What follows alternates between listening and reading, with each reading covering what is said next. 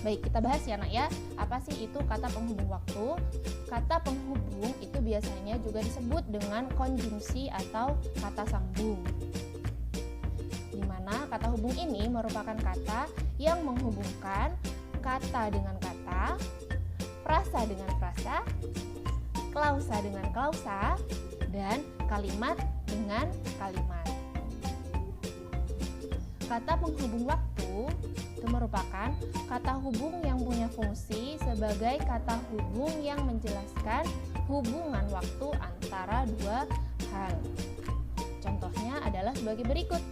Yang pertama adalah sebelum, kemudian sesudah, setelah, ketika, sejak, sampai, dan selama.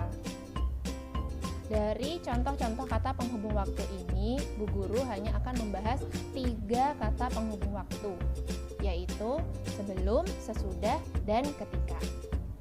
Baik, kita ke contoh yang pertama, yaitu kata penghubung waktu sesudah.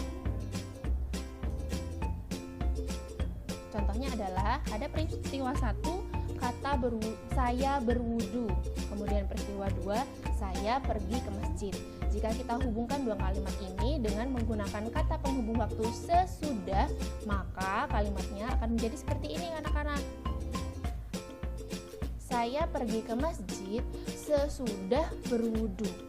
Atau sesudah berwudu, saya pergi ke masjid. Contoh yang kedua, kata penghubung waktu sebelum. Kalimat pertama, saya berwudu.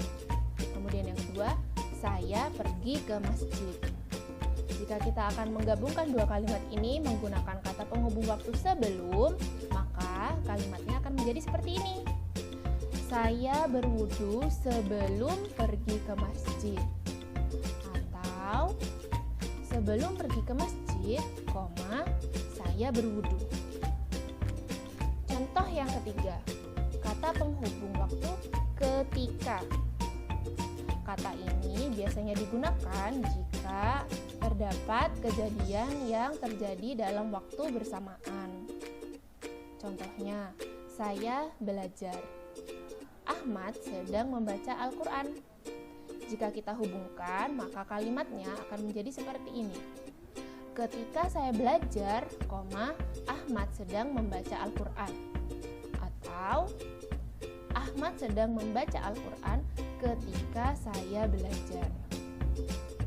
Baik, itu ya soli-soliha tentang kata penghubung waktu yang sudah kita bahas adalah 3 kata penghubung waktu, yaitu sebelum, sesudah, dan ketika.